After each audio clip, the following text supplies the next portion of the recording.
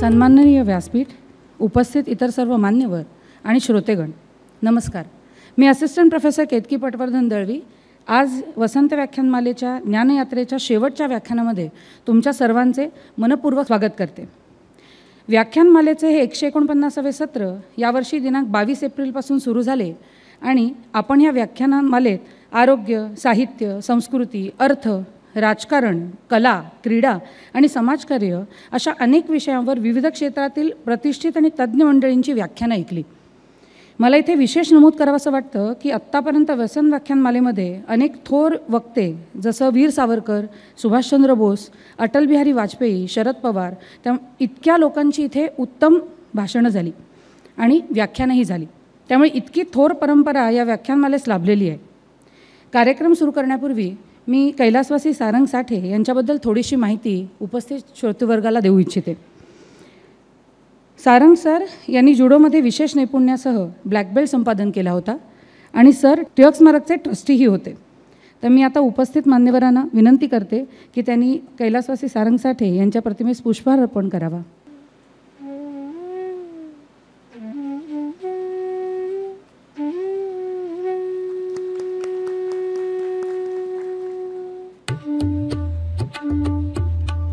ज्यांच्या व्याख्यानाने आज आपण 149व्या वसंत व्याख्यानमालेची सांगता करणार आहोत त्या वक्त्यांची म्हणजेच ॲडव्होकेट श्री रोहित डांगरे सर यांचा मी आज तुम्हाला परिचय करून देते. ॲडव्होकेट रोहित डांगरे सर यांनी 2000मध्ये सिम्बायसिस लॉ स्कूलमधून कायद्याची पदवी मिळवली. त्यांनी 2004मध्ये पुणे विद्यापीठातून law of contract and criminal law या विषयात स्पेशलायझेशनसह मास्टर्स इन लॉ म्हणजेच LLM पूर्ण केले. त्यानंतर सरांनी हरियाणी आणि कंपनी येथे काही दिवस काम केले. कायदेशीर दिग्गज ॲडव्होकेट श्रीकांत शिवदे यांच्याबरोबर त्यांनी कायद्याचे धडे गिरवले आणि अनेक गाजलेल्या केसेसमध्ये त्यांनी शिवदे सरांना सहाय्य केले. ULC scam, MCOCA, Pen urban cooperative bank scam यासारख्या उच्च प्रोफाईल प्रकरणांमध्येही त्यांनी काम केले आहे. त्याशिवाय निगोशिएबल इन्स्ट्रुमेंट्स ॲक्ट, आर्बिट्रेशन इत्यादी केसेसचा त्यांचा अनुभव दांडगा आहे. मुंबई उच्च न्यायालयातही अनेक प्रकरणात रिव्हिजन, अपील यामध्ये त्यांनी पुष्कळ काम केलेले आहे. पर्टिक्युलरली रायगड जिल्ह्यातील पेन अर्बन कोऑपरेटिव्ह बँकेच्या घोटाळ्याचं कामही त्यांनी पाहिलं होतं. पुण्यातल्या क्रिमिनल प्रॅक्टिसमध्ये नावाजलेल्या वकिलांपैकी त्यांचंही नाव अग्रेसर आहे. या व्यतिरिक्त सर गेली 12 वर्षे ILS Firodia, Navalmal Firodia law college, MM law college अशा विविध नामवंत लॉ कॉलेजेसमध्ये पर्टिक्युलरली क्रिमिनल लॉ हा विषय शिकवतात. त्याशिवाय टिळक महाराष्ट्र विद्यापीठाच्या लॉ कॉलेजमधील विद्यार्थ्यांनाही सरांनी प्रॅक्टिकॅलिटीज ऑफ क्रिमिनल लॉ या विषयावर विशेष मार्गदर्शन केले आहे. आता मी श्रीमती सरिता साठे मॅमना विनंती करते की त्यांनी आपले आजचे वक्ते, प्रमुख वक्ते ॲडव्होकेट रोहित डांगरे सर यांचा सत्कार करावा.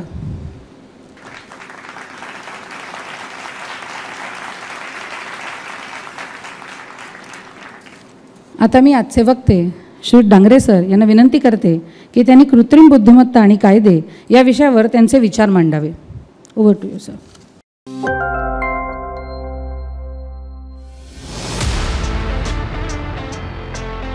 Get ready to step into a world where imagination knows no bounds, creativity takes center stage, and innovation is the language we speak.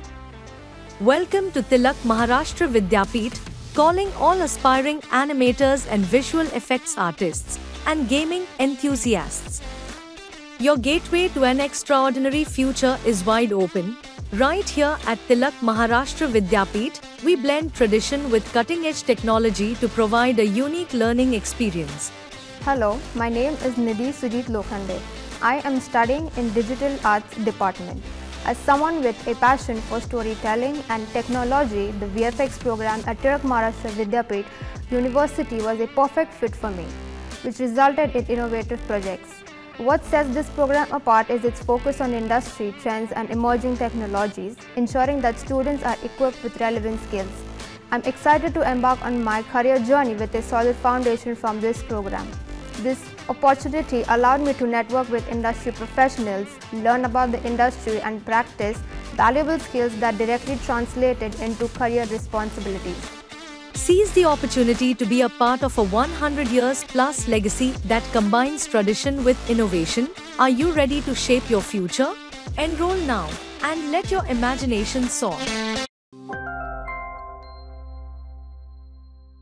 Welcome to Department of Journalism and Mass Communication, where innovation meets education. Are you passionate about television production? Do you dream of creating captivating content that reaches thousands? Then look no further, because we have the perfect course for you.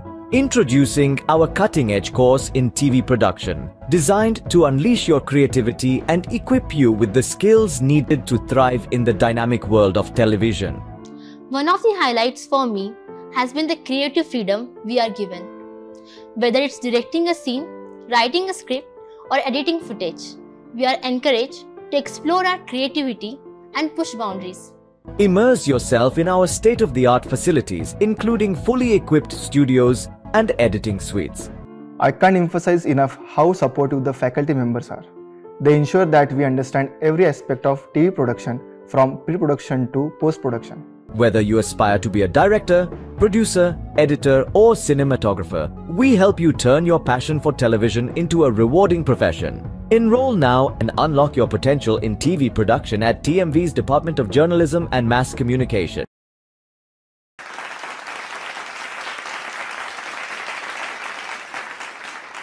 Good evening, all of you. Sathe madam, and in the dais, respected peoples who have come to attend this particular व्याख्यानमाला. मला पहिल्यांदी असं सांगावंसं वाटेल की विषय हा माझा आजचा जो आहे तो आर्टिफिशियल इंटेलिजन्स आणि कायदा. तर आर्टिफिशियल इंटेलिजन्स आणि कायदा ह्या विषयावरती बोलायचं आणि तेही मराठीत बोलायचं हा एक थोडासा इट्स अ डिफिकल्ट प्रपोजिशन, अवघडच आहे. पण मी माझ्या परीने पूर्णपणे प्रयत्न करीन. जमेल तितकं तुमच्याकडनंही सहकार्य मिळेल याची मला अपेक्षा आहे. मी विषयाला सुरुवात करतो. आर्टिफिशियल इंटेलिजन्सची सुरुवात ही 1950 मध्ये झाली. कृत्रिम बुद्धिमत्ता म्हणजे कृत्रिमरित्या विकसित केलेले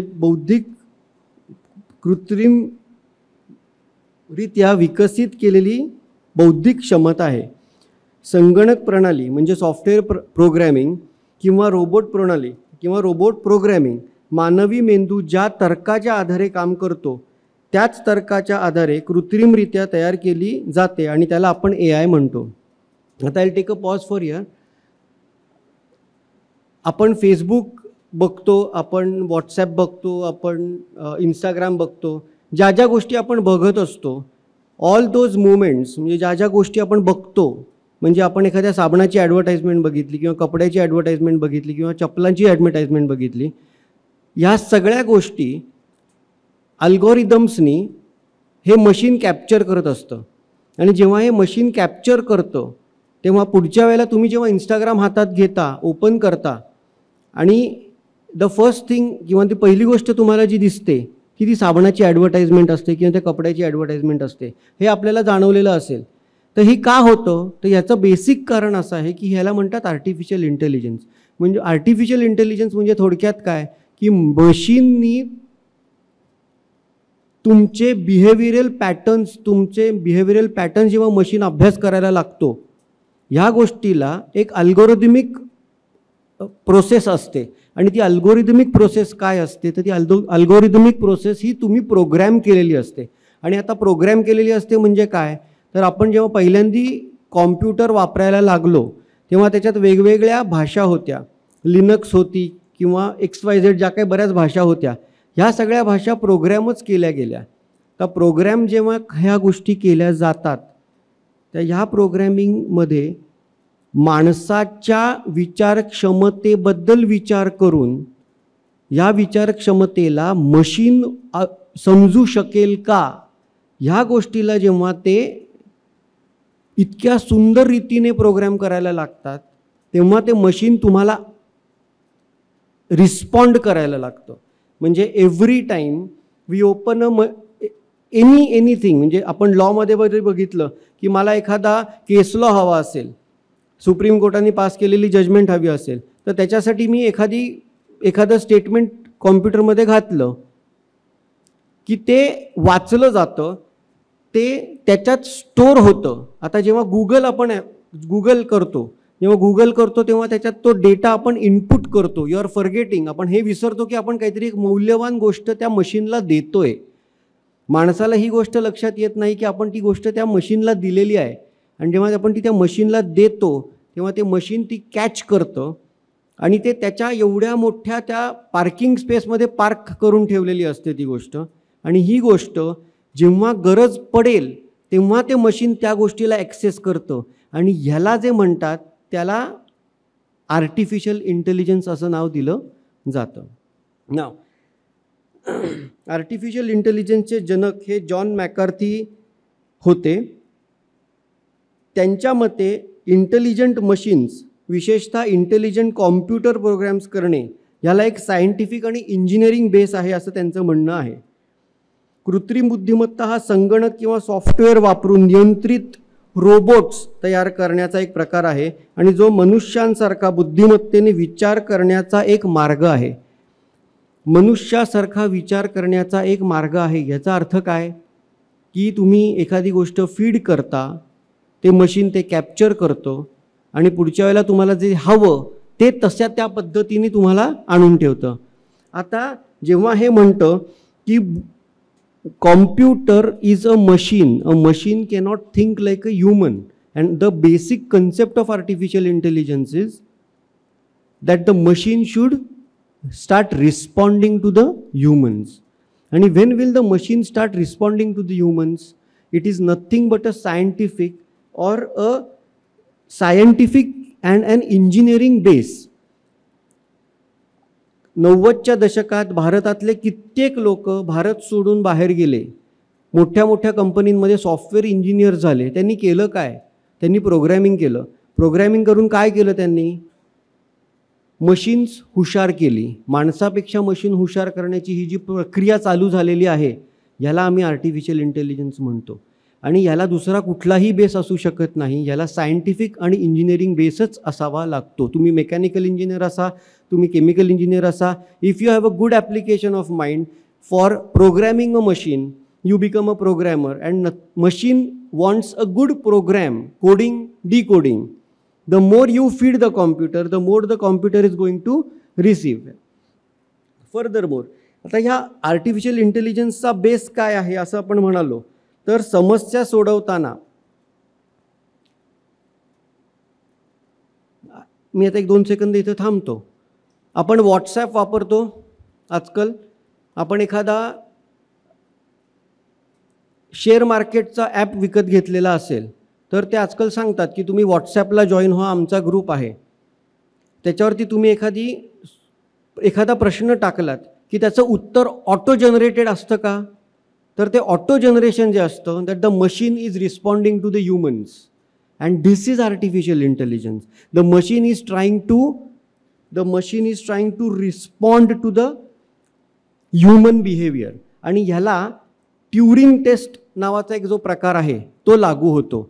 हा ट्युरिंग टेस्ट म्हणजे काय? Turing test was the concept which was developed by mister Turing in the second world war. त्या ट्युरिंग टेस्टमध्ये त्यांनी काय केलं होतं, ह्या खोलीमध्ये एक मशीन ठेवलं, ह्या खोलीमध्ये एक माणूस बसवला, ह्याचा दरवाजा, आणि तो माणूस ओरल कम्युनिकेशन देतो मशीनला, एक प्रश्न विचारतो, त्याच्यानंतर लेखी स्वरूपात एक प्रश्न माणसाला देतो. दोघंही दरवाजाच्या आतमध्ये बंद दरवाजात असतात. मशीन एक प्रिंटेड फॉर्ममध्ये त्याचं उत्तर पास करतो आणि माणूस पण तसं उत्तर देतो. आणि मी त्रयस्थ माणूस जो प्रश्न विचारणारा असतो तो वेगळ्या खोलीत बसलेला असतो. त्या दोन्हीही चिठ्ठ्या माझ्यासमोर आणून ठेवल्या जातात, आणि त्या दोन्ही चिठ्ठ्या माझ्यासमोर आणून ठेवल्यावरती मी जेव्हा त्या दोन्ही उत्तरं वाचतो, आणि if I am not able to म्हणजे मला जर त्या दोन्हीही उत्तरांमध्ये फरक करता आला नाही, तर अशा ह्या वेळेला आपण असे म्हणतो की मशीन हा माणसाच्या सारखं उत्तर द्यायला लागलेला आहे, आणि याला म्हणायचे Turing test. And this was developed in the second world war. Let's come back to the subject. ह्या कशा होतात गोष्टी, तर समस्या सोडवताना मानवी मेंदू कसा विचार करतो, कसा शिकतो, कसा शिकून त्याच्यावरती एक्सपर्टाईज मिळवतो आणि कार्य करतो आणि अभ्यास करून ते समजावून घेतो, ही जी प्रक्रिया आहे ही प्रक्रिया जेव्हा तुम्ही मशीनमध्ये डेव्हलप करायला लागाल तेव्हा त्याला आपण म्हणू आर्टिफिशियल इंटेलिजन्स. आता आर्टिफिशियल इंटेलिजन्स हे आज आपण म्हणतोय, ऐकतोय, सांगतोय, पण आर्टिफिशियल इंटेलिजन्स हा आजच्या जमान्यात आपण ऐकतोय म्हणून आर्टिफिशियल इंटेलिजन्स आहे. आर्टिफिशियल इंटेलिजन्स हा महाभारतापासून कदाचित त्याच्याही आधीपासून एक्झिस्टन्समध्ये होता, फक्त आपण त्याला मान्यता दिलेली नव्हती, आपण ती समजून घेतलेली नव्हती, कदाचित ती आपल्यापर्यंत पोचवली गेलेली नव्हती. आता साधं एक्झाम्पल देतो. श्रीकृष्णाचं सुदर्शन चक्र होतं. श्रीकृष्णाने ठरवेल तेव्हा तो सुदर्शन चक्र सोडू शकत असे. आपण एवढंच विचार करतो की ते सुदर्शन चक्र होतं, ते जात होतं आणि येत होतं, पण ते नुसतं सर जात होतं आणि येत होतं असं नाही आहे. It was an artificial intelligence, because ते सुदर्शन चक्र जेव्हा जायचं तेव्हा तुम्ही हे विसरताय की त्याचं टार्गेट काय आहे हे त्याला माहिती होतं. ते टार्गेट ते अचीव करायचं आणि मग ते परत श्रीकृष्णाकडे यायचं. बरोबर आहे ना? याला आपण काय म्हणू? याला आर्टिफिशियल इंटेलिजन्सच म्हणता येतं. Is it clear? त्याच्यानंतर रामायण, महाभारत आणि इतर महाकाव्यांमध्ये अशा कथा आहेत. ऑटोमेशन अभियंता देव, ज्याला आपण विश्वकर्मा म्हणतो, आणि हिंदू पौराणिक कथांमध्ये जादूगार माया आणि तंत्रज्ञानाचा देव हेफेस्टस, आणि ग्रीक पौराणिक कथांमधील तेजस्वी कारागीर डेडालस यांनी तयार केलेले आहेत. अशा पुराणकथा माझ्या मते जगातील पहिल्या विज्ञान कथा आहेत. बकासूर, सुदर्शन चक्र या त्याच्यातल्या काही छोट्या छोट्या एक्झाम्पल्स आहेत. भारतीय व हिंदू म्हणून मला अभिमान आहे की AI सारख्या गोष्टी भारत त्याही काळी प्रगल्भ होता, फक्त ह्या गोष्टी आपल्यासमोर आणल्या गेल्या नव्हत्या. आता बार्बारिक नाव किती जणांनी ऐकलं आहे मला माहिती नाही, पण बार्बारिक हा घटोत्कचाचा मुलगा होता. त्याच्यावरची एक छोटीशी गोष्ट सांगतो ज्याच्यातनं तुमच्या लक्षात येईल की आर्टिफिशियल इंटेलिजन्स कसा तेव्हाही होता. बार्बारिकची शक्ती आणि बुद्धी ऐकल्यानंतर श्रीकृष्णाने बार्बारिकला बोलवलं, त्याला भेटण्यास बोलवलं.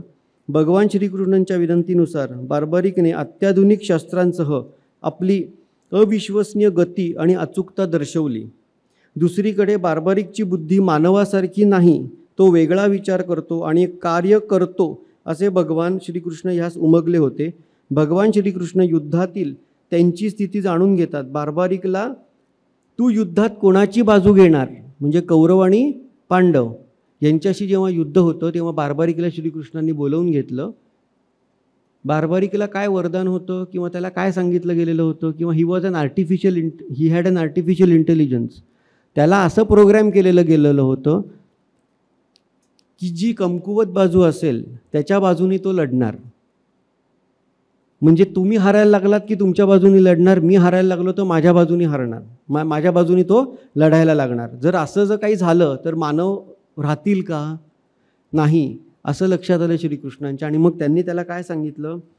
भगवान श्रीकृष्णांच्या म्हणण्यानुसार जर बार्बारिकने कमकुवत सैन्याला पाठीशी घातले आणि बलवान सैन्याला मारण्यास सुरुवात केली तर अशा प्रकारे बलवान सैन्य शेवटी कमकुवत सैन्य बनते आणि एकदा कमकुवत बाजू मजबूत बनू शकते. अशा परिस्थितीत बार्बारिक काय करेल? माणसासाठी हा एक वैध प्रश्न असणार नाही, कारण आपण मानवांना व्यापक संकल्पना समजतात, तर रोबोट आणि कृत्रिमरित्या बुद्धिमत्तेचं मशीन घटकांना निरीक्षण करताना आणि मोठे चित्र समजण्यास असमर्थ असतात. म्हणजे काय त्यांचं म्हणणं होतं की as a human he will not be able to think as a human being. Barbaric हा शेवटी एक मशीन होता. जर मशीन असेल आणि त्याला तसं ट्रेन केलं गेलेलं असेल तर तो कसा वागेल? तर त्याच्या बिहेवियरल पॅटर्नमध्ये श्रीकृष्णांनी असं ठरवलं की तू तुझं धड वेगळं करून माझ्या हाती दे. श्रीकृष्णांनी ते धड काढून त्याचं घेतलं आणि what was it used as, त्याचं धड काढून घेतल्यानंतरही त्याचं शरीर जरी असलं तरी तो त्याच्या तोंडातून बोलू शकत असे, तो काय काय होतं हे सांगू शकत असे. He was may be used as a drone. to see what is happening, to understand what is happening. So this is how artificial intelligence prevailed at the time of even Mahabharata.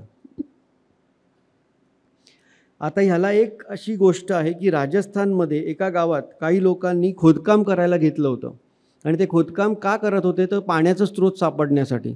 पाण्याचा स्रोत सापडण्यासाठी तेव्हा खोदकाम करत होते तेव्हा त्यांना एक 30 फूट लांबीचं आणि रुंदीचं म्हणजे 30 फूट बाय सम डायमेन्शन्स असतील तर एक बॉक्स सापडला स्टीलचा, मेटल बॉक्स. आणि in that metal box it was written over it barbaric. आणि when it was removed, it was found out that it had the head of barbaric. It was the head of barbaric, and that head of barbaric was nothing, not a bone, not a skull, but it was made up of metal. And this is the importance of barbaric, and this is the importance of artificial intelligence in our 1956 साली Dartmouth येथे झालेल्या कार्यशाळेत Stanford संशोधक John मॅकार्थी यांनी प्रथम कृत्रिम बुद्धिमत्ता हा शब्द वापरला. म्हणजे या आत्ताच्या जगात पहिल्यांदा शब्द कोणी वापरला? जॉन मॅकार्थी यांनी आर्टिफिशियल इंटेलिजन्स हा शब्द वापरला आणि ही कार्यशाळा कृत्रिम बुद्धिमत्तेच्या संशोधनासाठी सुरुवात केली. आता there are two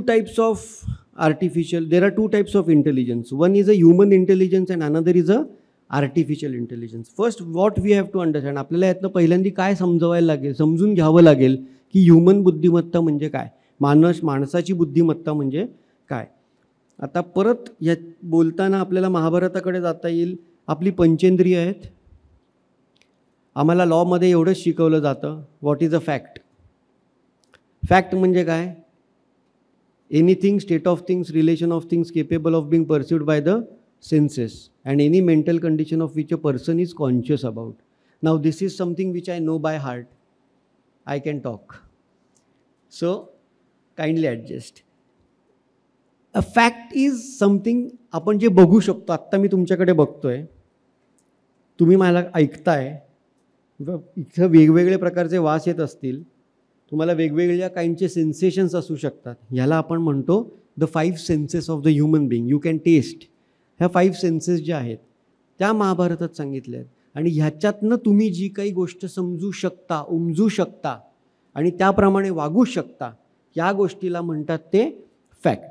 so again I will repeat. A fact means and includes anything, state of things, relation of things capable of being pursued by the census.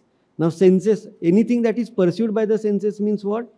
Whatever you can see, hear, taste, talk or whatever it is.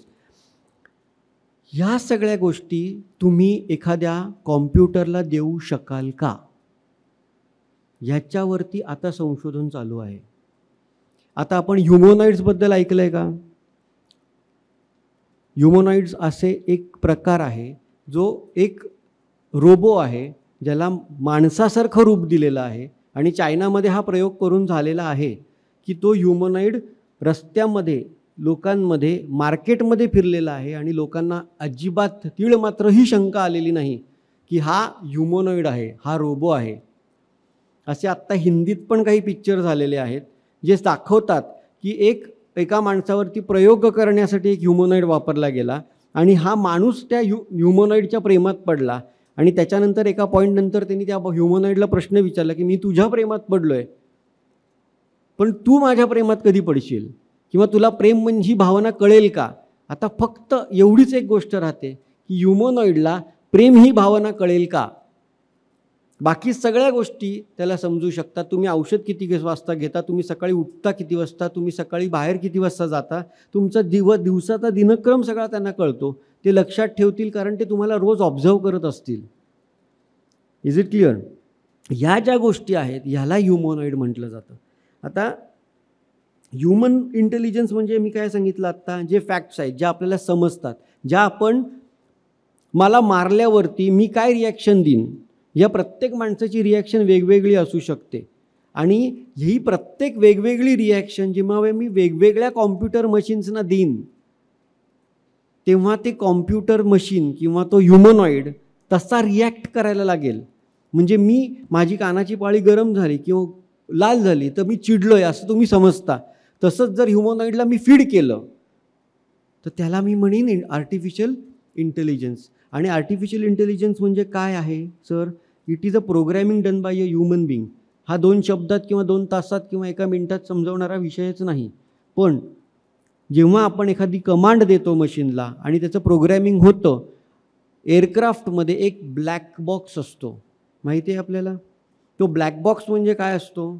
It keeps the track of whatever is happening in the machine आणि it will be opened only in case of a disaster to understand what exactly went wrong with that particular plane. So artificial इंटेलिजन्सचे programming करत असताना ह्या सगळ्या गोष्टींमध्ये ज्या प्रोग्रॅमरला पण हे कळू शकत नाही की हे मशीन उद्या कोणत्या परिस्थितीत कुठले कमांड कसे घेईल आणि कशा पद्धतीने रिॲक्ट करेल, हे जेव्हा त्यांना कळत नाही तेव्हा त्याला ते मशीनच्या पलीकडे गेलं आहे असं म्हणावं लागेल. आणि त्याला आपण म्हणू की artificial intelligence has gone towards the phase of creating humanoids. न फर्दर आता ह्युमन्स आणि त्याचा इंटेलिजन्स मी सांगितला. आता मी जसं तुम्हाला सांगितलं की humans have what is a fact and what are the emotions of the human being. आम्हाला क्रिमिनल लॉमध्ये पण हे शिकवलं जातं की what are the 5 stages of crime. आता मी ह्याला का आत्ता तुम्हाला सांगतो आहे की ह्याचं कारण असं आहे की उद्या क्राईम आला आणि क्राईममध्ये ह्युमनॉइड्स किंवा आर्टिफिशियल इंटेलिजन्स वापरला गेला तर ह्याचा ॲस्पेक्ट कसा बघितला जावा. तर आपण म्हणतो की this is a fact, you are sitting over here, you have got up, you have taken a gun and you have pulled the trigger and the bullet has hit me and I have died. This is a fact. Now ह्याला धरून काय म्हणतो आपण पुढे? क्राईममध्ये 5 stages of crime असतात. There is the stages of crime are motive, intention, preparation, attempt and commission. Now when we take all these factors together, a machine is supposed to tell me, or what is the work of the machine? It has to decipher what is a fact. It has to apply the facts that have applied to these particular 5 stages of crime, and then it has to come to a conclusion. That is what we human beings do as machines. Let us for an example. तर हेच उद्या machine करू शकेल का? खून झालेला आहे, एखादी FIR झालेली आहे, त्याची चार्जशीट दाखल झालेली आहे, ह्या चार्जशीटचं अवलोकन करून उद्या मशीन म्हणून ते न्याय प्रणालीत काम करू शकेल का? तर शक्यता नाकारता येत नाही. चायनामध्ये हीच न्यायप्रणाली अस्तित्वात आणलेली आहे, ह्याच्यावरती एक्सपेरिमेंट्स चालू आहेत. ह्या पद्धतीची प्रणाली जी आहे ती 24 तास राबते चायनामध्ये. का? तर they are experimenting that whether the courts will be able to function by a artificial intelligence. And when will this artificial intelligence be foolproof? The artificial intelligence will become foolproof only when the programmers are told or they are given a set of rules and regulations that you shall not do anything beyond this. ह्या पद्धतीनेच programming करावं लागेल, ह्या पद्धतीनेच तुम्हाला instructions द्यावे लागतील. कुठल्या गोष्टी ॲक्सेप्टेबल आहेत, कुठल्या गोष्टी अनॲक्सेप्टेबल आहेत, ह्या तुम्हाला डिफाईन करायला लागतील. आणि आजचा जो विषय आहे की आर्टिफिशियल इंटेलिजन्स आणि लॉ. आर्टिफिशियल इंटेलिजन्स आणि law are going to play a very vital role. आपल्याकडे आजच्या घडीला, आजच्या मितीला आर्टिफिशियल इंटेलिजन्सला कोपअप करण्यासाठी इन्फॉर्मेशन टेक्नॉलॉजी ॲक्ट 2000 हाच आहे. त्याच्यात काय होतं? आपल्याला एव्हिडन्स ॲक्टमध्ये काय सांगितलं जातं की एखादा गुन्हा तुम्हाला कोर्टात सिद्ध करायचा असेल तर तो कसा करता येईल? प्रूफ द्यायला लागेल. आता प्रूफ कसं द्यायचं आपण? तर डॉक्युमेंटरी प्रूफ देता येतो, ओरल एव्हिडन्स देता येतो, विटनेसेस येऊ शकतात, हिअरसे एव्हिडन्स असू शकतो, अशा बरेच प्रकारचे एव्हिडन्सेस आहेत. तर डॉक्युमेंट हा सगळ्यात महत्त्वाचा पुरावा असू शकतो सिव्हिल केसेसमध्ये पण. तर त्याचा बेस घेऊन इन्फॉर्मेशन टेक्नॉलॉजी ॲक्टमध्ये त्यांनी काय केलं आहे की what ever is reproduced, what ever is stated, तुम्ही फोटोग्राफ घेतला, हा आता काय झालं टेक्नॉलॉजीच्या ह्याच्यात आला म्हणून इन्फॉर्मेशन टेक्नॉलॉजी ॲक्टमध्ये त्याला असं घेतलं आहे की any computer generated document, any WhatsApp, any Gmail, whatever is sent, all such shall be considered as a document under Information and Technology Act. Yes or no? ह्या सगळ्या ज्या गोष्टी आहेत, ह्या सगळ्या गोष्टी तुम्हाला इन्फॉर्मेशन टेक्नॉलॉजी ॲक्टच्या परव्ह्यूमध्ये घेता येतील. आता कॉम्प्युटर जेव्हा काम करतो तेव्हा तो कसा करतो? कॉम्प्युटर म्हणजे इन्फॉर्मेशन टेक्नॉलॉजी ॲक्टच्या परव्ह्यूमध्ये आला. पण ह्याच्या व्यतिरिक्त काय? जेव्हा तो कॉम्प्युटर माणसासारखा वागायला लागेल, जेव्हा तो माणूस एखादी कमांड द्यायला लागेल. आता आपण रजनीकांतचे पिक्चर बघितलेले आहेत, सगळ्यांनीच बघितले असतील, की रोबोट नावाचा पिक्चर आहे. रोबोट नावाचा पिक्चर आहे. तर रोबोट नावाच्या पिक्चरमध्ये तो माणूस कसा वेगवेगळा होतो, त्याचे क्लोन कसे तयार होतात, हे काय आहे? हे काही नाही आहे, हे फक्त आर्टिफिशियल इंटेलिजन्स आहे. त्याच्यानंतर आता मी साधे एक गोष्ट परत एक सांगू इच्छितो तुम्हाला, की आजकालच्या कॉम्प्युटराइज्ड वॉरफेअरमध्ये तुमच्या लक्षात येईल की when a plane is going and when there are two fighting jets, they are facing each other or they are following each other, एक मिसाईल सोडली जाते आणि ती missile splits up into many. आणि ह्या ज्या मिसाईल्स असतात, ह्या मिसाईल ट्रेंड असतात, इंटेलिजंट असतात, की त्यांना त्यांचं टार्गेट दिलेलं असतं आणि ते टार्गेट जोपर्यंत त्यांना मिळत नाही तोपर्यंत ते पुढचं विमान ते सोडत नाहीत. ह्याला म्हणतात आर्टिफिशियल इंटेलिजन्स. त्याला आपण सुदर्शन चक्राचा अर्थ देऊ शकतो का? हो, पण तो तिथं डिस्ट्रॉय होतो, सुदर्शन चक्र परत येत होतो. आज हा आपण डेव्हलप केला आहे का? तर हो केला आहे. ते पुढचं जे विमान चाललं आहे त्याच्या मागे जायचं, तो कुठंही गेला तरी जोपर्यंत तुम्ही त्याला संपवत नाही तोपर्यंत परत यायचं नाही. ह्याला काही काळापूर्वी हीट सेन्सिंग मिसाईल्स म्हणायचे, पण आता ते हीट सेन्सिंग नाही, they have become more intelligent. ते त्यांचे पिक्चर कॅप्चर करतात, त्यांचं टार्गेट कॅप्चर करतात आणि ते तोपर्यंत सोडत नाही जोपर्यंत त्याला डिस्ट्रॉय करत नाही. This is artificial intelligence which is coming into existence. मगाशी मी तुम्हाला सांगितलं की आर्टिफिशियल इंटेलिजन्स कशावरती डेव्हलप होतो. तो आर्टिफिशियल इंटेलिजन्स हा अल्गोरिदम्स वापरूनच तयार केला जातो. आता मी परत एक मिनटं इथं सांगू इच्छितो तुम्हाला की हा जो विषय मी आत्ता तुमच्यासमोर बोलतो आहे तो मराठीत सांगताना ना थोडंसं अवघड जातं, कारण शब्द खूप इंग्रजी आहेत आणि मराठीतनं त्या गोष्टींना ट्रान्सलेशन माझ्याकडे तेवढ्या सक्सेसफुली नाही आहे. I don't have that artificial intelligence may be. मध्ये सद्गुरूंचा आवाज कॅप्चर केला गेला.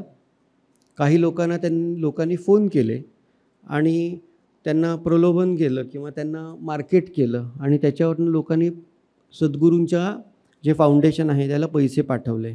आपल्याकडे ऐकण्यात सध्या कित्येक वेळेला येतं की तुमचे आवाज क्लोन केले जातात, तुम्हाला फोन केला जातो, फोन केल्यानंतर तुमच्याच घरातला व्यक्ती कोणीतरी तुमच्याशी बोलत असतो असं तुम्हाला वाटतं.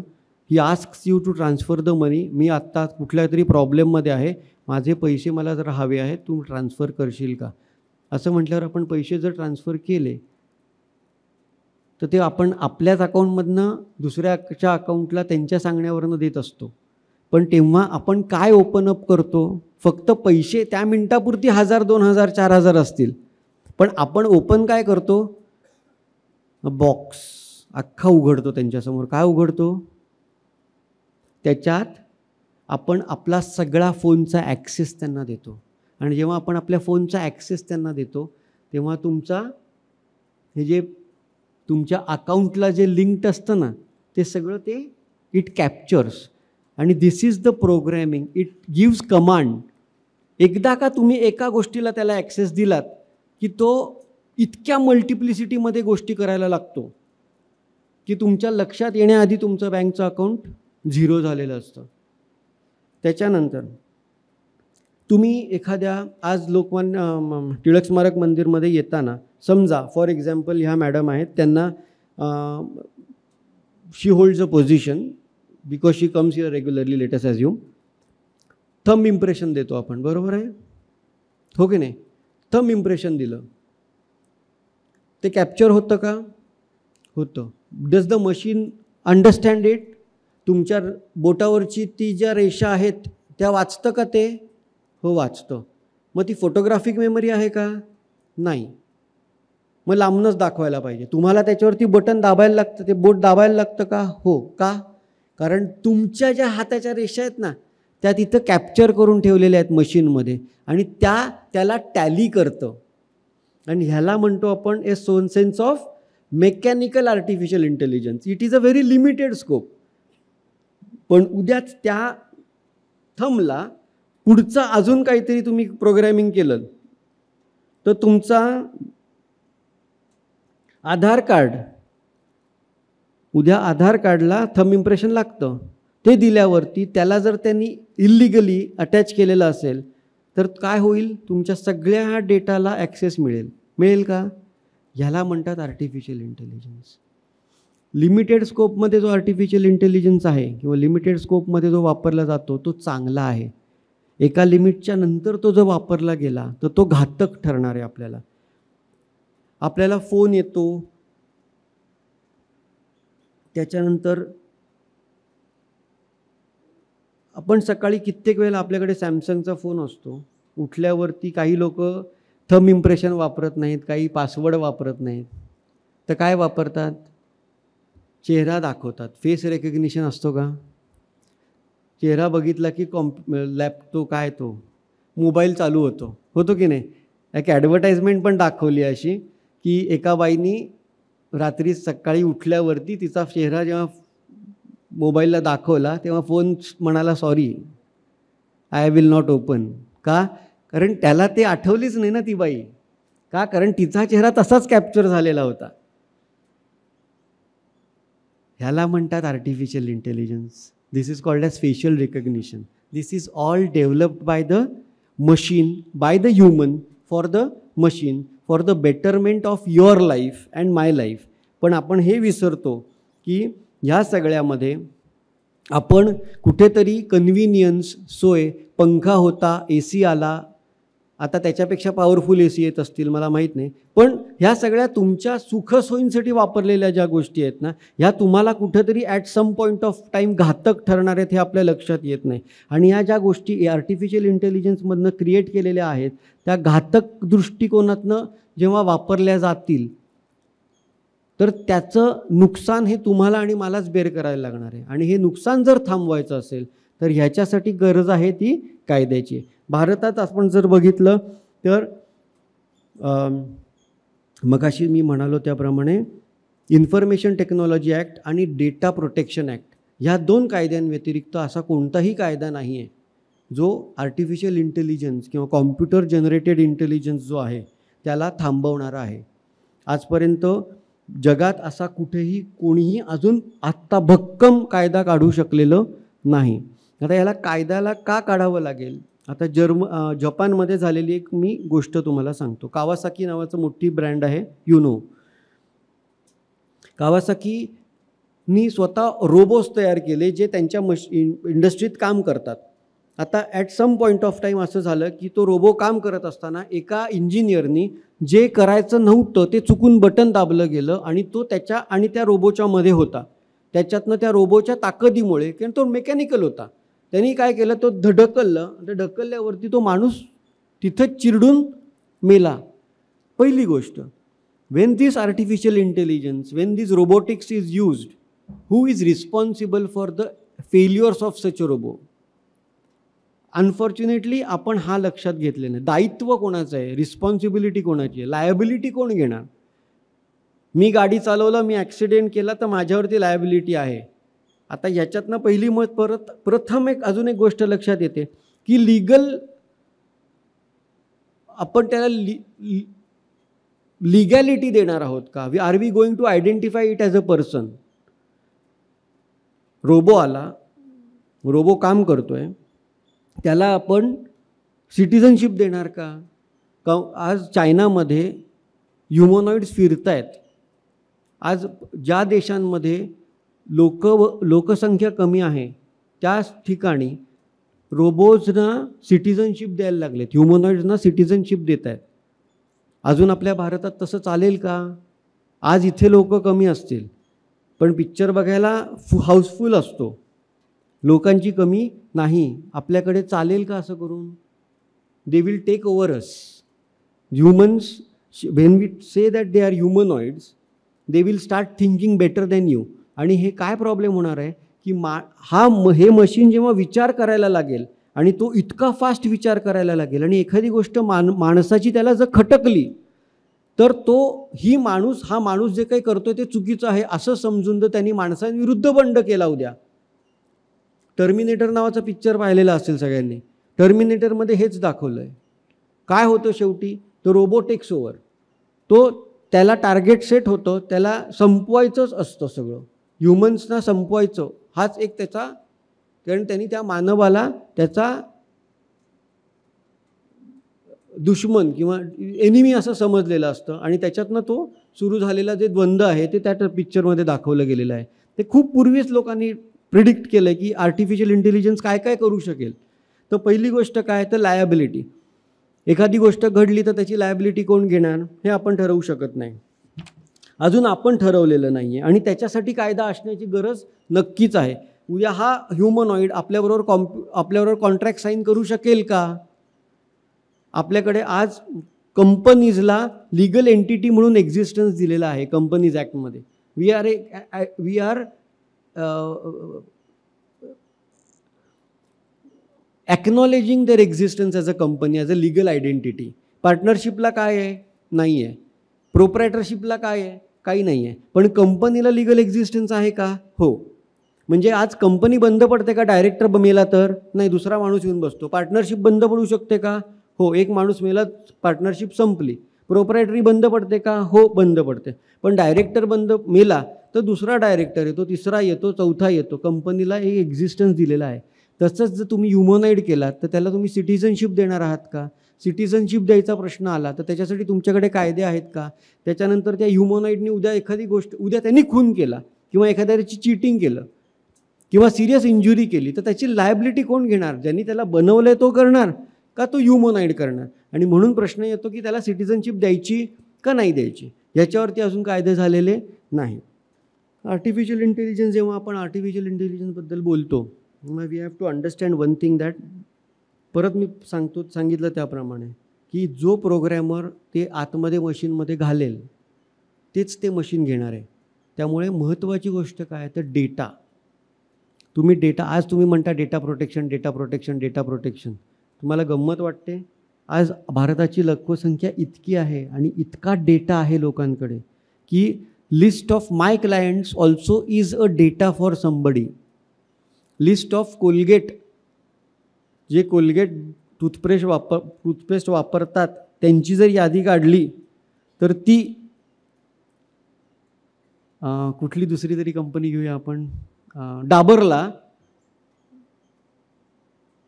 कॉम्पिटिशन बेस तयार होईल का? हा जो डेटा आहे ना, हा तुम्हाला वाटतं की नाही, तुम्ही एखाद्या मॉलमध्ये जाता, नाव देता, तुमचे नंबर घेतात, हे काय करतात? डेटाबेस तयार करतात. डेटाबेस. आपल्याला भारी वाटतं, अरे माझा नंबर घेतला, मला मेसेज येतो. सर मूर्खात काढतात आपल्याला. Artificial intelligence, they are all going for data and that data is going to become a big business. म्हणून त्याच्यासाठी आता डेटा प्रोटेक्शन ॲक्ट काढायला लागला. आता डेटा प्रोटेक्शन म्हणजे काय? डेटा प्रोटेक्शन म्हणण्यापेक्षा डेटा आणि आर्टिफिशियल इंटेलिजन्स याच्यावरती 1-2 सेकंद मी बोलतो. आता डेटा हा तुमचा अतिशय क्लीन पाहिजे. कुठला डेटा आत जाईल आणि कुठला आत डेटा जाणार नाही. कारण क्लीन डेटाच गेला तरच प्रोग्रॅमिंग क्लीन होणार. जर क्लीन डेटा आत गेला नाही तर त्याला प्रॉब्लेम येणार. आणि म्हणून data privacy, data restriction, all these things need to be covered by the law. आपल्याकडे अजून तेवढा प्रगल्भ झालेला नाही. बेसिकली आर्टिफिशियल इंटेलिजन्स ही आजही बाळ अवस्थेतच आहे. आपल्याला आत्ताच ह्याच वेळेला ह्याचा विचार करायला पाहिजे की आपण कुठल्या पद्धतीने त्याचा कायदा डेव्हलप करायला पाहिजे. त्याच्यानंतर कृत्रिम बुद्धिमत्ता, आर्टिफिशियल इंटेलिजन्स, ह्याचा वापर कशासाठी केला गेला पाहिजे, ह्याचा एक तुमच्याकडे पॅरामीटर्स पाहिजेत. म्हणजे काय की हेल्थ सायन्सेसमध्ये वापरलं जाईल, सेक्युरिटीमध्ये वापरलं जाईल, नॅशनल सिक्युरिटीसाठी वापरला जाईल.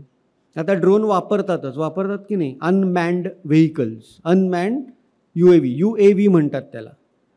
काय म्हणतात? Because they can go over the territory of Pakistan or the POK and they can see, they can have a survey of everything and it can come back. म्हणजे तो समजा मेला तरी मनुष्यहानी नाही, पण रोबोहानी नक्की आहे. तर ती रोबोहानी आपण मान्य करायची का नाही करायची, आणि मशीनला मशीनचीच जागा द्यायची का मशीनला मानवाची जागा द्यायची, हा विचार आपण आत्ताच केला पाहिजे. आणि हे आर्टिफिशियल इंटेलिजन्सचे कुठले पॅरामीटर्स आहेत जे आपण वापरायला पाहिजेत हे आपण न विसरता या गोष्टी आपण आत्ताच फ्रेमवर्क केला नाही तर याचा मोठा प्रॉब्लेम पुढच्या येत्या काळात होऊ शकतो. इंटेलेक्च्युअल प्रॉपर्टी लॉज तुम्हाला माहिती असेल. आपल्याकडे टर्मरिक आहे, आपल्याकडे वेगवेगळ्या गोष्टी डेव्हलप केल्या गेलेल्या आहेत. मानवाची बुद्धी जिथे वापरता येते, मानव जिथे ज्या ज्या गोष्टी तयार करू शकतो त्या सगळ्या गोष्टी तयार करून तो त्याच्यावरती त्याचा पेटंट घेतो. बरोबर आहे की नाही. ह्या पेटंट घेण्याला उद्या जेव्हा गुगल चालू झालं ना, गुगल त्या दिवशी सगळा डेटा ओपन झाला. कारण तुम्ही जगाला ज्ञान द्यायला जाता आणि ते ज्ञान कुठेतरी कॅप्चर होतं आणि ते ज्ञान सगळ्या जगाला मिळतं. अशा पद्धतीत उद्या जर हे मशीन काम करायला लागलं, इतका ॲक्सेस आहे त्याला डेटाला की तो तुमचा IPR पण वाचणार नाही. कॉपीराईटचं साधं उदाहरण देतो तुम्हाला. एक आत्ता रिसेंटली एका माणसाने, मी नाव सांगतो तुम्हाला, नाव आत्ता लक्षात येत नाही आहे, एक पुस्तक लिहिलं. ते पुस्तक लिहिलं, त्या नुसतं पुस्तकच नाही पण पटकथा, पिक्चरची स्टोरी लिहिली. आणि राघव नाव. ते राघव ही केस फेमस झाली का, तर जी लिहिली ती AIने लिहिली, कॉम्प्युटरने लिहिली. पण आपला कायदा जो आहे कॉपीराईटचा तो अजून मान्य करतो का कॉम्प्युटर लिहू शकतो असं? नाही.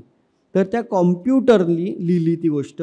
आणि याच्यावरती असा वाद झाला की whether copyright should be given to Raghav the machine or the person who has made it or who has given such commands to it. तर by the courts it was stated that we cannot give status of or the copyright to the machine. But it is very fascinating to know and astonishing to know that such a copyright was also given as a co-author to the machine. So try to understand how it is encroaching upon your space. उद्या लेखक जे आहेत, वैभव जोशी रिकामा बसेल हो थोड्या दिवसांनी की कविता नाही करता येत मला, हा इतका सुंदर कविता करतो. म्हणजे वैभव जोशी सांगतो की ज्या दिवशी जो वरच्या मजल्यावरती उभा असेल, जेवढा वरच्या मजल्यावर उभा असेल, देवानी देणगी दिली म्हणून पटकन एखादी कविता मला सुचली. कॉम्प्युटर खालती तळमजल्यात बसून पण तेच काम करेल. आणि हे तुमचं दुर्दैव असेल की तुम्हाला तुमच्याच काव्याला, तुमच्याच लेखनाला, तुमच्याच अकलेला कोणीतरी कुठेतरी पूर्णविराम देते. आणि हे फार डेंजरस असेल. आता दुसरी गोष्ट, IPR तर मी सांगितलं, ह्या IPRला तो कॅप्चर करणार. You will have to have a remedy for it. याला अजून कुठलाही पॅरामीटर लावलेला नाही. Now again comes is competition law. What is competition law? की दोन कंपन्यांमध्ये कॉम्पिटिशन होऊ शकते. आता परत एक साधं उदाहरण देतो, जास्ती वेळ घेणार नाही. आम्हाला टॉट्समध्ये एक केस शिकवली होती, नाव आम्हाला लक्षात नाही, मी I am very bad at names. मला आठवली कोणाला तर सांगा. XYZची शाळा समोर होती, ती चालू होती. काय नाव आहे नाही माहिती. XYZची शाळा समोर चालू होती, ती चांगली शाळा चालू होती, त्याची फी X होती. मी नवीन शाळा चालू केली समोर आणि मी X-1 फी ठेवली. माझी शाळा जास्ती चांगली चालायला लागली. मी कॉम्पिटिशन केली हो की नाही? बरोबर आहे. मी काय केलं, X-1 सेट स्टँडर्डपेक्षा X-1. त्याच्यानंतर मी तिथे फक्त श्रीमंत मुलांना ॲडमिशन होती, तिथे मी सगळ्यांना ॲडमिशन दिली. कॉम्पिटिशन तयार केली. कॉम्पिटिशन कायदा नावाचा एक कायदा आहे भारतात, जो 2 कंपन्यांमध्ये कॉम्पिटिशन करत असताना कोणकोणते पॅरामीटर्स फॉलो करायचे ह्या गोष्टी लक्षात ठेवल्या पाहिजेत त्यांनी. आणि ह्या गोष्टीमध्ये IPR खूप महत्त्वाचा ठरू शकतो. आर्टिफिशियल इंटेलिजन्स खूप महत्त्वाचा ठरू शकतो. का? कुठल्या पॅरामीटर्सवरती कॉम्पिटिशन करायची, कुठल्या पॅरामीटर्सवरती कॉम्पिटिशन करायची नाही, आणि कुठल्या पद्धतीने ह्याला कॉम्पीट केलं तर ह्याला संपवू शकतो, हा विचार जेव्हा ते कॉम्प्युटर करायला लागेल ना, तेव्हा ते तुमच्यासाठी जीव घेणं होईल. आणि म्हणून कॉम्पिटिशन लॉ हाही एक ॲस्पेक्ट आहे जो जेव्हा आर्टिफिशियल इंटेलिजन्स आपण वापरू तेव्हा त्याचा उपयोग आपल्याला किंवा त्याच्यासाठी एक फ्रेमवर्क तयार करायला लागणार आहे. आता तुम्ही बघा आजकालचं जे शेअर मार्केट आहे, तुम्हाला ॲडव्हर्टाइजमेंट येतात बघा व्हॉट्सॲपवरती किंवा इन्स्टावरती की तुम्ही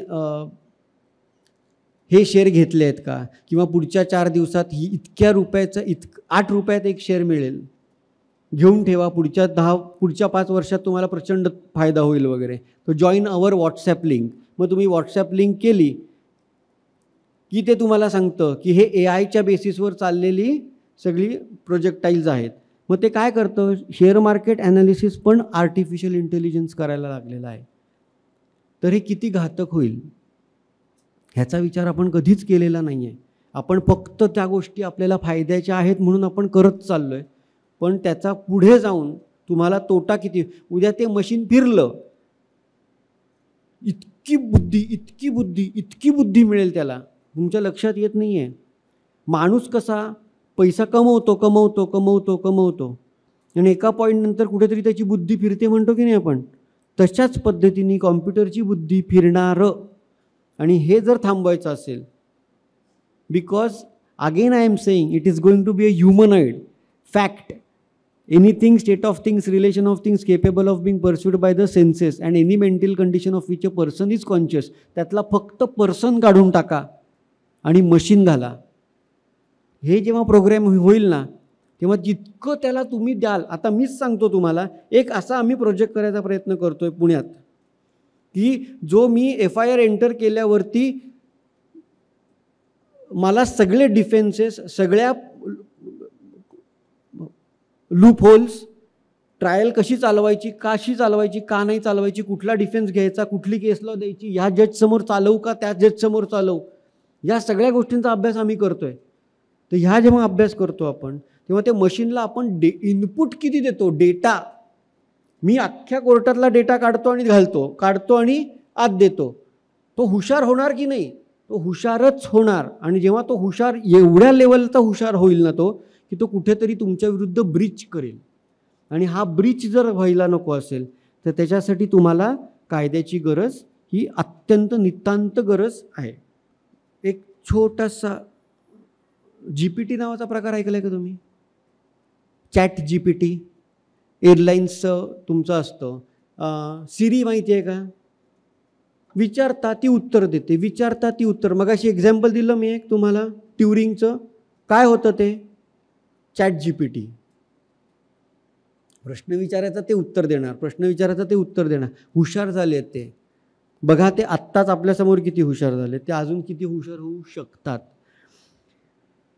एक जाता स्टेटमेंट करतो. अलीकडे ट्विटरचे CEO एलॉन मस्क आणि ॲपलचे सहसंस्थापक स्टीव्ह वोझिनायक कोणतरी Steve, it's a very difficult to name to say, यांच्यासह उद्योगातील भागधारकांनी एका खुल्या पत्रावर स्वाक्षरी केलेली आहे. त्याच्यात त्यांनी सांगितले की AI प्रयोगशाळांना GPT Chat-4 पेक्षा अधिक शक्तिशाली AI मॉडेल्सचे प्रशिक्षण 6 महिन्यासाठी थांबवा. It is an open letter that do not henceforth develop AI beyond ChatGPT-4. Why? Because they are very worried what will happen in the future. Understood? जोपर्यंत पारदर्शकता येत नाही, जोपर्यंत त्या विषयामध्ये AIच्या कायद्यामध्ये पारदर्शकता येत नाही, विश्वास येत नाही, उत्तरदायित्व आणण्याच्या उद्देशाने आपण काहीही करत नाही, तोपर्यंत AI हा आपल्यासाठी घातक ठरणार. आणि म्हणून आपल्याला कायद्याची गरज आहे. महत्त्वाची गोष्ट, आता डीपफेक नावाचा प्रकार कोणी ऐकला आहे? What is deepfake? तुमचा फोटो काढला जातो, माझा फोटो काढला जातो. मी एक्झाम्पल देतो आहे हां. माझा फोटो काढला जातो, किंवा आत्ता माझ्याकडे रिसेंटली एक केस अशी आली की शाळेतल्या मुली आहेत 8वी 9वीतल्या, त्यांचे पेरेंट्स आले होते माझ्याकडे. त्यांच्या मुलींचा फोटो चेष्टा मस्करीत, कॉलेजची काहीतरी त्यांच्या शाळेची कुठली तरी गेट टुगेदर होतं तेव्हा फोटो काढलेले होते, आणि ते फोटो डीप फेकला वापरले. म्हणजे डीप फेक नावाचा एक आर्टिफिशियल इंटेलिजन्स बेस असलेला सॉफ्टवेअर आहे ज्याच्यावर ते फोटो अपलोड करतात. तो चेहरा असतो तुमचाच, आणि खालचं शरीर जे असतं ते भलत्याच कोणाचं तरी, आणि ते नग्न अवस्थेत दाखवलं जातं. ह्याला जबाबदार कोण? आपण का सिस्टीम का कॉम्प्युटर का तो AI? त्याची काय चूक आहे? तुम्ही जे सांगितलं त्याला ते त्यांनी केलं. म्हणून तुम्हाला हे कळलं पाहिजे की आपण काय करायला पाहिजे आणि काय नाही करायला पाहिजे. Is it clear? आता भारतात तर नो डाऊट आपल्याकडे त्याच्यावरती अजूनही कायदे नाहीत. आता एक शेवटचे 2 मिनटं की अख्ख्या जगात आज AI वरती काय कायद्यांची परिस्थिती आहे हे मी सांगू इच्छितो. जागतिक AI गव्हर्नन्स सध्या कुठे आहे? आर्टिफिशियल इंटेलिजन्स विकासाच्या झपाट्याने विकसित होत असल्यामुळे आणि त्याच्या वेगामुळे या तंत्रज्ञानाचे नियमन कसे करावे याबद्दल जगात जागतिक दृष्टिकोनात बदल होत आहे. यूएसकडे सध्या सर्वसमावेशक आर्टिफिशियल इंटेलिजन्स नियमन नाही, आणि त्यांना बऱ्यापैकी हातबंद दृष्टिकोन घेतलेला आहे. म्हणजे काय? Closed arms, I don't want to do anything. होतंय ते चालू देत. सध्या त्यांना काहीही त्याच्यावरती करायचं नाही. बिडेन प्रशासनाने AI बिल ऑफ राईट्स साठी ब्लूप्रिंट जारी केलेली आहे. White house office and sciences and technology police द्वारे विकसित AIBOR आर्थिक आणि नागरिक हक्कांसाठी आर्टिफिशियल इंटेलिजन्सच्या हानीची रूपरेषा देत आणि या हानी कमी करण्याची 5 तत्वे मांडलेली आहेत. ब्लूप्रिंट EU सारख्या क्षितिज दृष्टिकोनाऐवजी आरोग्य, श्रम आणि शिक्षण यासारख्या वैयक्तिक क्षेत्रांसाठी धोरणात्मक हस्तक्षेपांसह आर्टिफिशियल इंटेलिजन्स प्रशासनासाठी क्षेत्रीयदृष्ट्या विशिष्ट दृष्टिकोनाला मान्यता देत आणि ते क्षेत्रीय फेडरल एजन्सींना त्यांच्या योजनांसह आणण्यासाठी सोडलेले आहे. आता चीनने ह्याच्यात एक चांगली डेव्हलपमेंट केली आहे. चीनने गेल्या वर्षभरात विशिष्ट प्रकारचे अल्गोरिदम आणि AI ला लक्ष्य करणारे जगातील पहिले राष्ट्रीय बंधनकारक नियम आणलेले आहेत. शिफारसी अल्गोरिदम ते माहिती कसे प्रसारित करतात यावर लक्ष केंद्रित करून त्यांचे नियमन करण्यासाठी कायदा तयार केलेला आहे. चीनच्या cyber spaces administration of China CAC ज्यांना नियमांचा मसुदा तयार केलेला आहे त्या कंपन्यांना सकारात्मक ऊर्जेला चालना द्या, राष्ट्रीय सुरक्षा किंवा सामाजिक सार्वजनिक हित धोक्यात आणू नये आणि वापरकर्त्यांच्या कायदेशीर हितसंबंधांना हानी पोहोचवताना स्पष्टीकरण द्या असे सांगितलेले आहे. निरीक्षकांनी असे म्हटले आहे की नियम हे AI टेक कंपनीच्या सत्ताधारी कम्युनिस्ट पक्षाच्या साठी वापरता येतील वगैरे, हे त्यांचा पॉलिटिकल अजेंडा झाला. पण बेसिकली कायदा हा कशासाठी आणा आणि कुठल्या परिघात आणायला हवा की एक माणूस दुसऱ्याबरोबर जेव्हा एखादं ट्रान्झॅक्शन करेल किंवा ओपन स्पेसमध्ये जाऊन ट्रान्झॅक्शन करेल तेव्हा this AI should not be in such a fashion that it shall cause damage to your existence or your identity as such. सगळ्यात महत्त्वाचा मुद्दा ह्याच्यात काय आहे की whether should we consider giving citizenship to the humanoid. Unless and until this is decided, you should not go ahead with artificial intelligence. तर माझ्याकडे 2-4 cases आहेत त्या मी फक्त सांगतो, जास्ती वेळ घेणार नाही. स्टेट वर्सेस लुमिस या प्रकरणामध्ये शिक्षेच्या निर्णयांमध्ये मालकी जोखीम मूल्यांकन अल्गोरिदमचा वापर केला. म्हणजे काय केलं, युनायटेड स्टेट्स ऑफ अमेरिकामध्ये एका केसमध्ये मालकी कोणाची ह्या अल्गोरिदमवरती डिसाईड करायचा प्रयत्न केला, म्हणजे डेटा फीडिंगप्रमाणे. विस्कन्सन सुप्रीम कोर्टाने असा निर्णय दिला की अशा अल्गोरिदमचा वापर करण्यास परवानगी आहे, परंतु त्यांच्या पारदर्शकतेचा अभाव आणि संभाव्य पूर्वग्रहांबद्दल चिंता व्यक्त केली आहे. I do not know how much you are listening to me or how much it matters to you, but let me make one thing very clear, that when I said this, the last statement, की अशा अल्गोरिदमचा वापर करण्यास परवानगी आहे, परंतु त्यांच्या पारदर्शकतेच्या अभावामुळे आणि संभाव्य पूर्वग्रहांबद्दल चिंता व्यक्त करण्यात येते. माय डिअर फ्रेंड्स, हे आपण विसरतोय की अल्गोरिदम म्हणजे काय, तुम्ही दिलेलं. प्रोग्रॅमिंग म्हणजे काय, तुम्ही दिलेलं. त्यांनी काय सांगितलं, पारदर्शकता. मी क्रिमिनल ट्रायल कंडक्ट करायला सॉफ्टवेअर वापरता येईल का याचा खूप अभ्यास केला पर्सनली.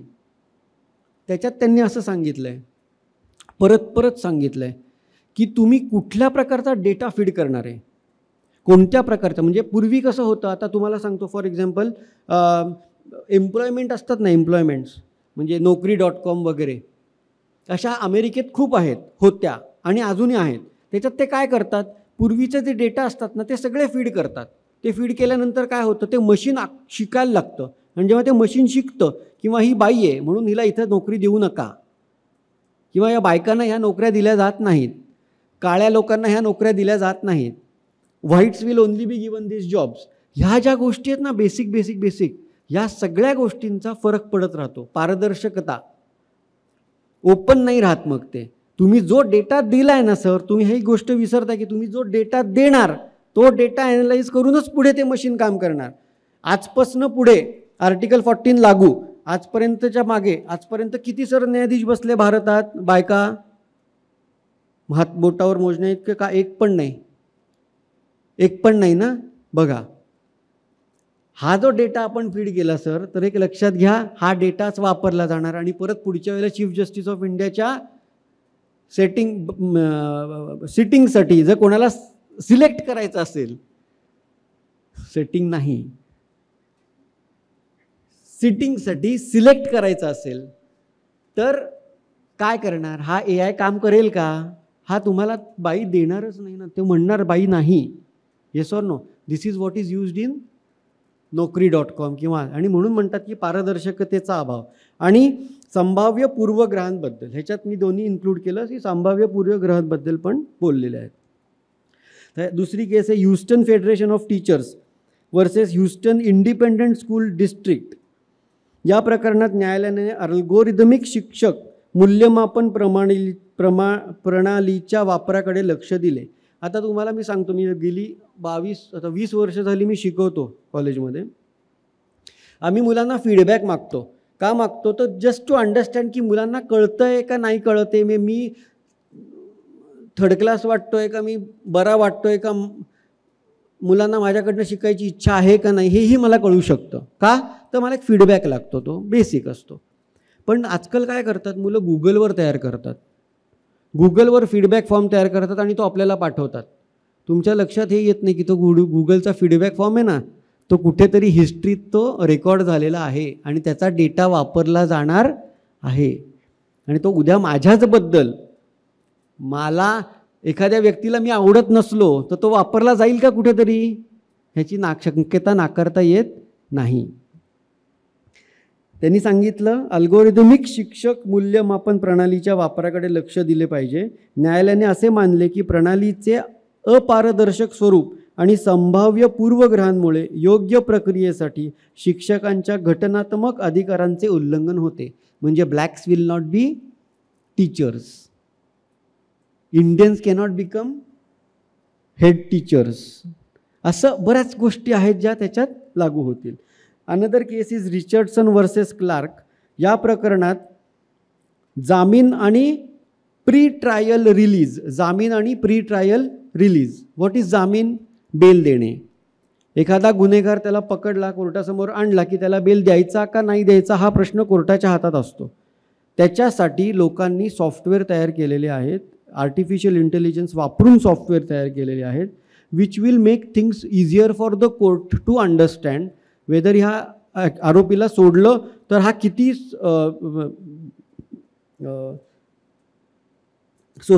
सोसायटीसाठी किती घातक असेल, ह्याला सोडावं का किती बेल, किती काय काय कंडिशन्स लावून ह्याला सोडावं वगैरे वगैरे वगैरे अशा गोष्टी केलेल्या आहेत.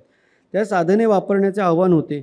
न्यायालयाने निर्णय दिला की साधनाच्या पारदर्शकतेचा अभाव आणि पक्षपाती परिणामांच्या संभाव्यामुळे प्रक्रियेची चिंता वाढलेली आहे.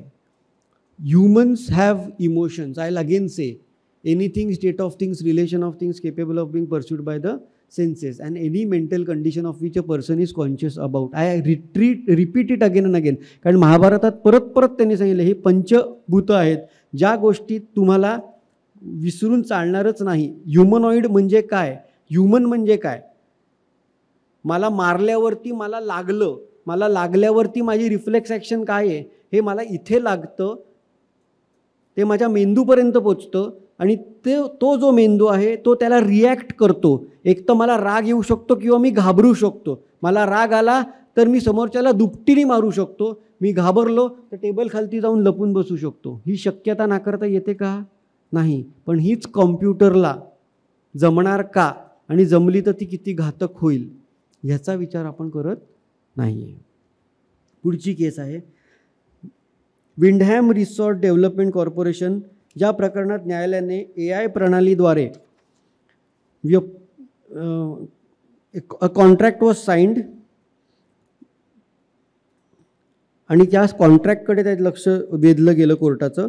न्यायालयाने असा निर्णय दिला की AIने कॉन्ट्रॅक्ट केलेला किंवा एक्झिक्यूट केलेला करार पुरावा म्हणून स्वीकार्य आहे, स्वीकार करता येतो, परंतु अशा AIने केलेल्या पुरावाच्या विश्वासार्हता आणि पारदर्शकतेबद्दल चिंता व्यक्त केली जाते.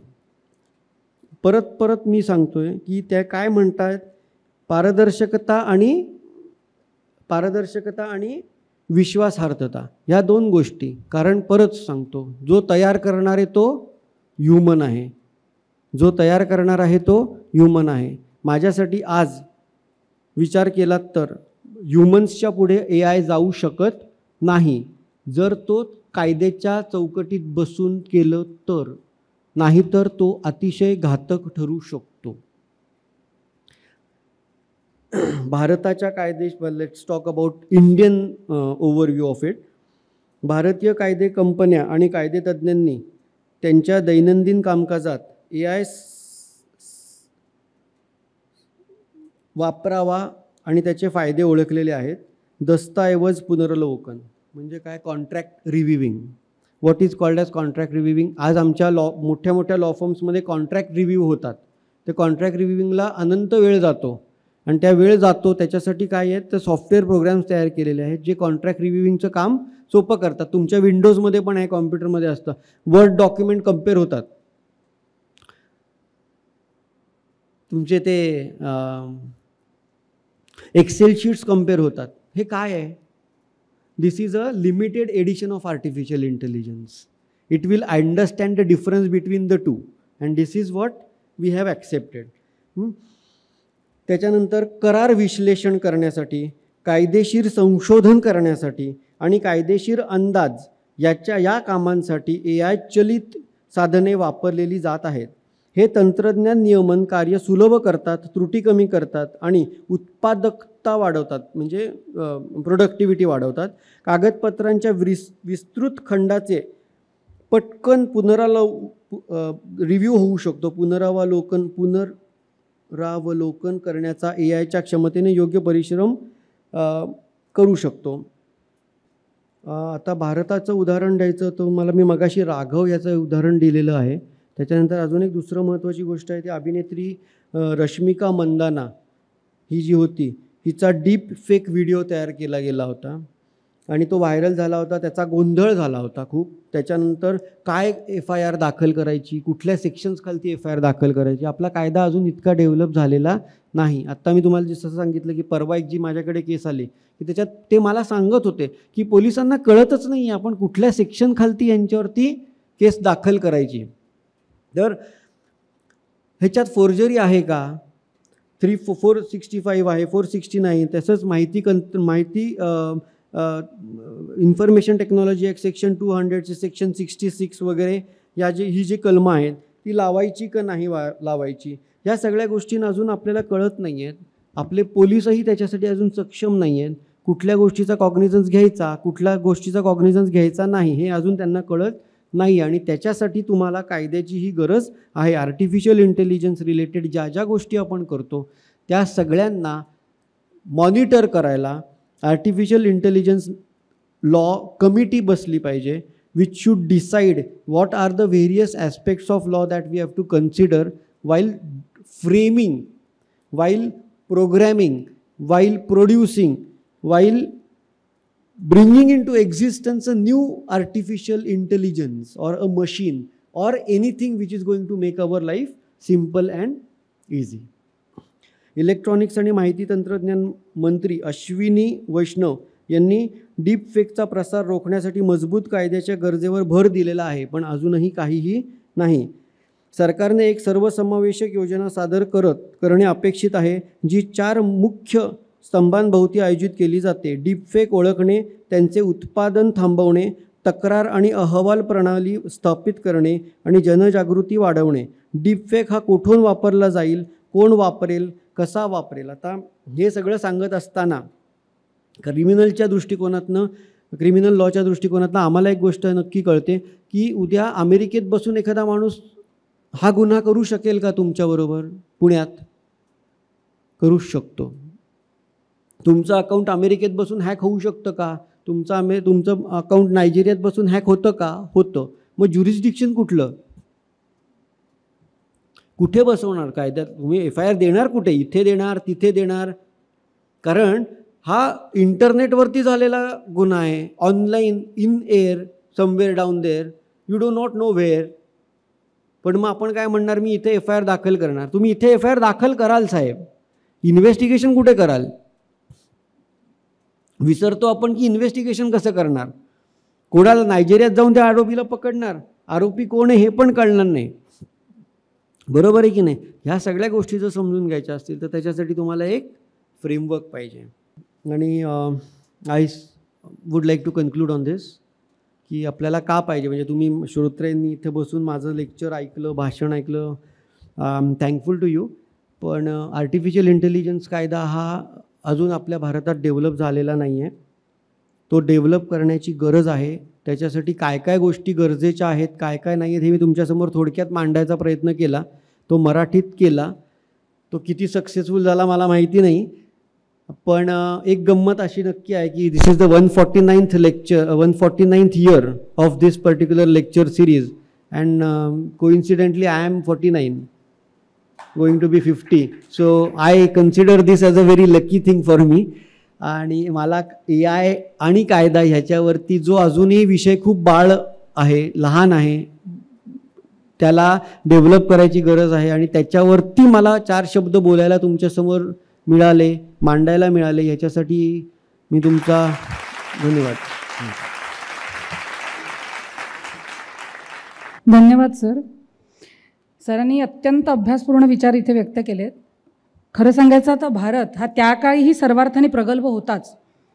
जसं सरांनी सांगितलं की आपल्या ज्ञानाला आपल्याच लोकांनी मान्यता दिली नाही तर काय होतं, त्याचं उत्तम उदाहरण म्हणजे भारत.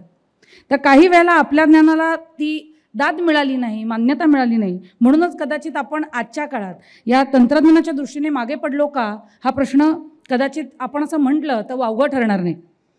आत्ता सरांनी जसं सांगितलं की आंतरराष्ट्रीय स्तरावरती AI या विषयावरती खूप घडामोडी घडल्याही आणि अनंत महत्त्वाच्या अशा कंपन्यांमधून काही CEOज असतील ज्यांनी काही कॉन्ट्रीब्युशन्स दिली असतील. कशामध्ये तर AI विकसित करण्यामध्ये, तशा अनेक लोकांनी राजीनामे दिल्याच्या सुद्धा नोंदी आत्ता पेपरमध्ये आल्या होत्या. त्यापैकी एक फक्त घटना सांगू इच्छिते इथे की गुगलचे डॉक्टर हिंटन हे त्यांचं खूप मोठं योगदान आहे गुगलच्या AI विंगमध्ये. आत्ता रिसेंटली त्यांनी राजीनामा दिला. अखंड जगाने भुवया उंचावल्या की एवढा मोठा हुशार माणूस असताना याला का बरं या माणसाला अचानक एवढ्या यशाच्या शिखरावरती असताना राजीनामा द्यावासा वाटावा. तर त्याच्या मागचं कारण त्यांनी एका म्हणजे आपण जसं म्हणतो की ऑफ रेकॉर्ड सांगताना, जसं आपल्या भारतामध्ये खूप एक प्रचलित शब्द आहे आमच्या खात्रीला एक वृत्तानुसार, कदाचित तसं असावं काही, तर त्यांनी ऑफ द रेकॉर्ड सांगताना असं सांगितलं की कॉन्ट्रीब्युशन माझं असलं, याच्यात योगदानही माझं असलं तरी जे पुढे जाऊन घडणार आहे, मीच लावलेल्या प्रयोगामुळे किंवा AI जी प्रगती होती आहे त्याच्यामुळे किती संहार होईल याचा अंदाजही आपल्याला लावता येणार नाही. आणि जेव्हा मी या नोकरीत असीन तेव्हा कदाचित हे पारदर्शकपणे आणि न घाबरता हे मी समाजासमोर आणू शकणार नाही, म्हणून मी राजीनामा दिला. म्हणजे जेव्हा या माणसाच्या एवढं कॉन्ट्रीब्युशन देऊन सुद्धा त्यांनीही जर भीती व्यक्त केली असेल तर खरंच हे किती संहारक असू शकेल किंवा मनुष्याच्या बुद्धीला चॅलेंज देणारं असेल जे स्वतःच्याच बुद्धीतून डेव्हलप झालेलं आहे. तर ह्या सगळ्यावरून आपल्याला ह्याची जाणीव होतेच की कायद्याची भूमिका येत्या काळामध्ये खूप महत्त्वाची असणार आहे आणि सरांनी अत्यंत अभ्यासपूर्ण पद्धतीने आणि वेगवेगळ्या केसेसच्या माध्यमातून हे आपल्यापर्यंत पोहोचवण्याचा प्रयत्न केला. खरं तर सब्जेक्ट प्रचंड वास्ट आहे, जो 1 तासात 1.5 तासामध्ये सामावून घेणं थोडं अवघड आहे, पण सरांनी अत्यंत सुंदररित्या आपल्यापर्यंत तो विचार मांडण्याचा प्रयत्न केला आहे. तर आता मी फक्त आभाराकडे वळते. आज शेवटचं ह्या चर्चासत्रातलं आज व्याख्यान झालं आहे.